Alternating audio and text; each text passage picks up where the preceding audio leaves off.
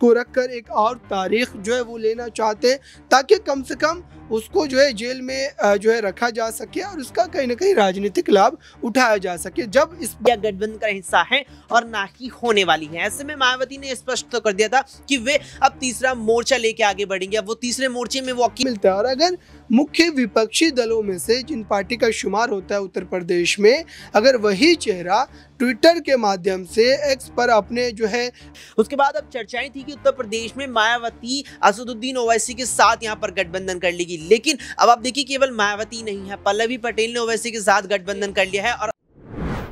Next 9 news देख रही हैं आप और मैं हूं आपके साथ प्रज्ञा सिंह। स्वागत है आप सभी का मेरे खास प्रोग्राम सियासी पंचनामा में। लोकसभा चुनाव से पहले एक बार फिर विपक्ष एकजुट होता हुआ नजर आ रहा है, अपनी ताकत को दिखाता हुआ नजर आ रहा है। लेकिन सवाल ये बन रहा है कि जिस तरह से आज जहां एक और देश की राजधानी दिल्ली में इंडिया ब्लॉक में शामिल तमाम विपक्षी पार्टियां अपनी ताकत को दिखाती हुई नजर आएंगी, तो वहीं इस बीच दिल्ली के मुख्यमंत्री अरविंद केजरीवाल जो इस वक्त ईडी के रिमांड पर हैं। सवाल ये बन रहा है कि क्या ये महागठबंधन इतनी ताकत रखता है कि लोकसभा चुनाव में एनडीए का सोपड़ा साफ कर पाए, या फिर अब इस गठबंधन को जरूरत पड़ने वाली है मायावती की। मायावती को लेकर कई बार ये कयास लगाए जा चुके हैं कि क्या वो इंडिया गठबंधन में शामिल होंगी, लेकिन मायावती बार बार इनकार करती हुई नजर आई। लेकिन इस बार ये कयास इसलिए लग रहे हैं क्योंकि बीएसपी ने तेलंगाना में गठबंधन कर लिया है बीआरएस के साथ, और आज जिस तरह से इंडिया ब्लॉक में शामिल तमाम विपक्षी पार्टियां अपनी ताकत को दिखाती हुई नजर आएंगी, क्या ऐसे में उम्मीद है कि अब मायावती को इंडिया गठबंधन में शामिल करने के लिए राहुल गांधी और मल्लिकार्जुन खड़गे की तरफ से पहल की जा सकती है? न्यूज रूम में मौजूद अपने सहयोगियों से इस चीज को समझेंगे। सबसे पहले मेरे साथ अब्रार हैं और अब्रार से सवाल रहेगा। अब्रार, पहले ही देखने के लिए मिल रहा है कि विपक्ष के दो मुख्यमंत्री जो इस वक्त ईडी के शिकंजे में बंद हैं, हेमंत सोरेन जो पूर्व मुख्यमंत्री अब बन चुके हैं झारखंड के, वो भी जेल में हैं, और खुद दिल्ली के मुख्यमंत्री अरविंद केजरीवाल ईडी के रिमांड पर है। ऐसे में विपक्ष जो जीत का दावा कर रहा है, कितनी सच्चाई नजर आ रही है, या फिर वाकई में अब मायावती जैसे एक दिग्गज नेता की जरूरत इंडिया गठबंधन को है? देखिए, बिल्कुल विपक्ष के नेताओं के खिलाफ जिस तरीके से कार्रवाई हुई है वो संदेहजनक है, और ये आज की बात नहीं है, और कोई ईडी पर इस तरीके की बात विपक्ष हवाबाजी में नहीं कह रहा है। आप अगर 2014 के बाद से देखें तो जितनी जो आप कह सकते हैं कि कार्रवाइयाँ हुई है, वो उसमें से लगभग ऐसी कार्रवाई है जिस पर ईडी ने न तो चार्जशीट दाखिल किया और न ही उस तरीके से उन्होंने किसी को कन्विक्ट किया है, और वो मामले लगभग 96% हैं, और इतने बड़े आंकड़े को आप ऐसे ही नहीं जाने दीजिएगा। तो मुझे लगता है कि विपक्ष के नेताओं के खिलाफ ये कार्रवाई का किया जाना, हालांकि ईडी का ये रवैया कोई आज नहीं है, बल्कि इससे पहले भी जब सरकारें जो कांग्रेस की थी या फिर अन्य दलों की थी, तब भी इस तरीके से ही ईडी का दुरुपयोग किया जाता रहा है, और अब भी उसी खेल को दोहराया जा रहा है। सवाल ये है कि अगर ईडी जिस ढंग से लगातार जो है विपक्ष के नेताओं को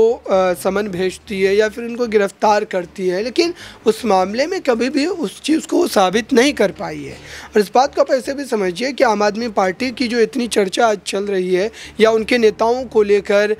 मनीष सिसोदिया हो या फिर संजय सिंह हो या फिर और अन्य जो 2-4 चेहरे गिरफ्तार किए जा चुके हैं, मनीष सिसोदिया को लेकर आज तक आपको क्या पता चला? क्या कोर्ट में ईडी ने इन तमाम मामलों को लेकर कोई भी ऐसे ठोस सबूत जो है अब तक पेश किए हैं जिसके आधार पर कोर्ट जो है अपनी कार्रवाई को आगे बढ़ाकर कम से कम उनकी सज़ा जो है वो उसको मुकर्रर कर पाए? ये बिल्कुल भी तय नहीं हो पा रहा है। लगातार हर सुनवाई में इस बात को लेकर ईडी का पक्ष यही रहता है कि वो इस मामले में सबूत के करीब पहुंच चुके हैं, और अगली सुनवाई में इस पूरे मामले पर वो सबूत जो है वो कोर्ट के समक्ष पेश कर देंगे। इसका मतलब ये है कि आप जानबूझ करके इस पूरे मामले पर जो है कहीं ना कहीं जो है कोर्ट की तारीख़ों को बढ़वाना चाहते हैं, या फिर कोर्ट में जो है इस पूरे मामले पर इस तरीके के पक्ष को रखकर एक और तारीख़ जो है वो लेना चाहते हैं, ताकि कम से कम उसको जो है जेल में जो है रखा जा सके और इसका कहीं ना कहीं राजनीतिक लाभ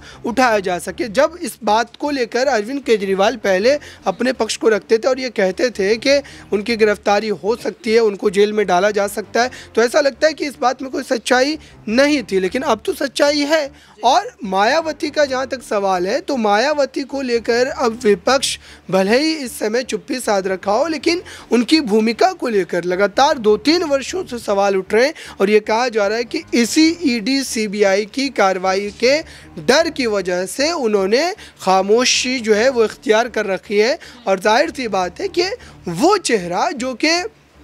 उत्तर प्रदेश में कई दशकों तक जो है लगातार कहीं ना कहीं दलित पिछड़ों की आवाज़ बनी रही, आज ऐसी क्या वजह आन पड़ी है कि वो जो है खामोश तमाशा देख रही हैं, वो किसी भी मुद्दे पर उस तरीके से आपको बोलती हुई नज़र नहीं आती। और आप सोचिए कि वो पार्टी जो कि सत्ता में रही हो उत्तर प्रदेश में, आज उस पार्टी का हश्र क्या हो चुका है। मायावती लगातार किसी भी मुद्दे पर उस तरीके से जो है पुरजोर ढंग से जो है अपनी आवाज़ नहीं उठाती हैं, मात्र एक ट्वीट के माध्यम से उनका विरोध जो है वो आपको देखने को मिलता है। और अगर मुख्य विपक्षी दलों में से जिन पार्टी का शुमार होता है उत्तर प्रदेश में, अगर वही चेहरा ट्विटर के माध्यम से एक्स पर अपने जो है पक्ष को रख कर के ये समझ रहा है कि वो विपक्ष की भूमिका को निभा रहे हैं, ये तो उनकी बड़ी भूल है। और मुझे लगता है कि जनता कभी भी उनको एक विकल्प के रूप में नहीं स्वीकारेगी। और अभी भी वही चीज़ सामने आ रही है कि आज देखिए दिल्ली में जो एक बड़ी रैली होने जा रही है रामलीला मैदान में, उस रैली में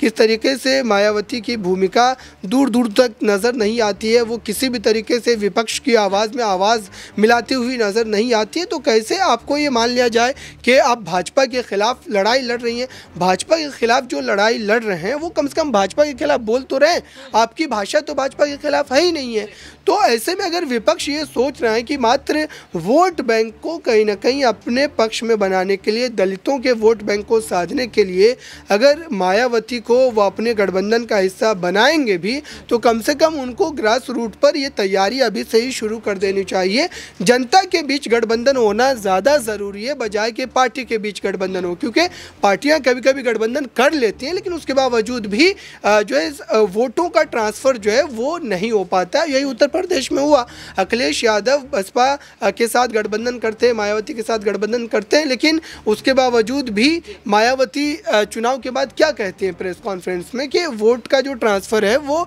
बीएसपी के कैंडिडेट को नहीं मिल पाया। और ये एक बड़ा मामला है। तो मुझे लगता है कि 24 के चुनाव को देखते हुए कम से कम इस पूरे मामले पर जो है विचार विमर्श करना चाहिए। और अगर इंडिया गठबंधन के किसी भी दल या फिर किसी भी के नेता के मन में ये विचार है कि मायावती को इस गठबंधन में लाया जाए, तो उन्हें कम से कम अभी से तैयारी जो है वो धरातल पर कर देनी चाहिए, तभी जाकर के 24 के चुनाव में वोटों के तौर पर उन्हें जो है कोई फ़ायदा देखने को मिल सकता है। वरना ये मात्र कागजी गठबंधन होगा और इस गठबंधन का फ़ायदा उन्हें कतई जो है वोट के तौर पर नहीं देखने को मिलेगा। वाकई में देखिए, और ये सवाल काफी अहम है क्योंकि जिस तरीके से देखने के लिए मिल रहा है कि बीएसपी सुप्रीमो पूरी तरह से खामोश है। हालांकि अखिलेश यादव ने उनके जन्मदिन के मौके पर साफ तौर पर कहा था कि वो तो चाहते थे कि इस बार प्रधानमंत्री एक दलित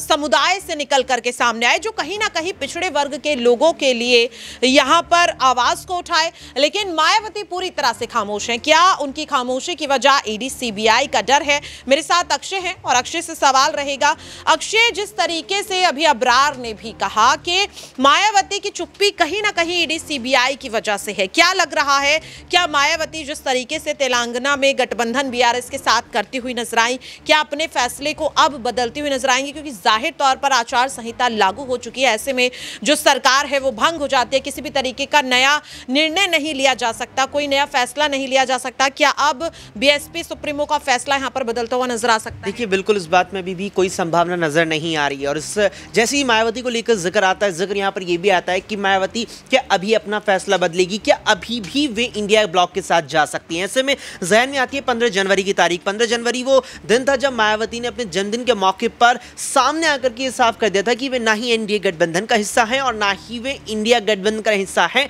और ना ही होने वाली है। ऐसे में मायावती ने स्पष्ट तो कर दिया था कि वे अब तीसरा मोर्चा लेके आगे बढ़ेंगे। अब वो तीसरे मोर्चे में वो अकेली होंगी या किसी का साथ मिलेगा, ये तो कुछ वक्त बाद ही पता चलेगा। कुछ वक्त बाद यहाँ पे सबसे पहले तेलंगाना से खबर आती है कि बीआरएस के साथ उन्होंने गठबंधन कर लिया है। उसके बाद अब चर्चाएं थी कि उत्तर प्रदेश में मायावती असदुद्दीन ओवैसी के साथ यहाँ पर गठबंधन कर लेगी, लेकिन अब आप देखिए केवल मायावती नहीं है, पल्लवी पटेल ने ओवैसी के साथ गठबंधन कर लिया है और आज ही चुनावों पर जो यहाँ पर अपने प्रत्याशी और सीट शेयरिंग पल्लवी पटेल की जो है अब वो AIMIM के साथ उत्तर प्रदेश में होने वाली है। तो ये जो कुल मिलाकर के मायावती की ये रणनीति रही, साथ ही पल्लवी पटेल का ये कदम रहा, ये कुल मिलाकर के सबसे ज्यादा तो भारतीय जनता पार्टी नहीं बल्कि इंडिया ब्लॉक की ही, इंडिया गठबंधन की ही मुश्किलें बढ़ाता नजर आ रहा है। मायावती को लेकर लगातार ये कयास भी लगाए जा रहे थे, ये बात कही जा रही थी कि मायावती सोनिया गांधी को बड़ी बहन की तरह मानती है, मायावती को लेकर के सोनिया गांधी कदम अपने आगे बढ़ाएंगी, वो उनसे बात करेगी, संपर्क साधेंगी और इंडिया गठबंधन में लाने के लिए उन्हें कहीं ना कहीं मनाने की कोशिश करेंगी। और उसके बाद ये भी बात आई कि सोनिया गांधी ने बातचीत बढ़ाने की भी कोशिश की, लेकिन उसके बाद भी कोई निष्कर्ष नहीं निकला और मायावती बिल्कुल ही अलग राह पर है और अभी भी कोई संभावना नहीं है कि वे यहां पर इंडिया ब्लॉक के साथ आ जाएं। वाकई में देखिए, जैसा कि यहाँ पर अक्षय ने भी साफ तौर पर कहा कि जिस तरीके से मायावती खामोश हैं, अभी कुछ भी नहीं कहा जा सकता कि वे आखिरकार लोकसभा चुनाव जो अकेले लड़ने का बार बार दावा कर रही हैं उसी पर अटल रहेंगी या फिर जिस तरीके से बीआरएस के साथ तेलंगाना में हाथ मिलाया कि आप वाकई में इंडिया गठबंधन को लेकर भी अब अपना फैसला बदलती हुई आने वाले समय में नजर आएंगी या फिर नहीं, देखना काफी अहम रहेगा। फिलहाल के लिए मेरे खास प्रोग्राम सियासी पंचनामा में इतना ही। बाकी की खबरों के लिए आप देखते रहिए नेक्स्ट 9 न्यूज।